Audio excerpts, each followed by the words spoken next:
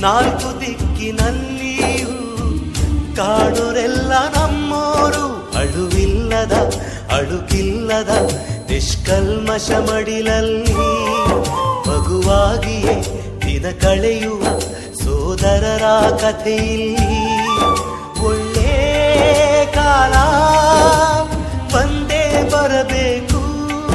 ಅಲ್ಲಿವರೆಗೂ ನಂಬಿಕೆ ಹೆಸರಲ್ಲಿ ನಗುತ್ತಿರಬೇಕು. ನಿನ್ನೆಗಳ ನೆನಪುಗಳೇ ನಾಳೆಯ ಭರವಸೆಯೋ, ನಾಳೆಗಳ ಕನಸುಗಳೇ ಇಂದಿನ ನಂಬಿಕೆಯೋ.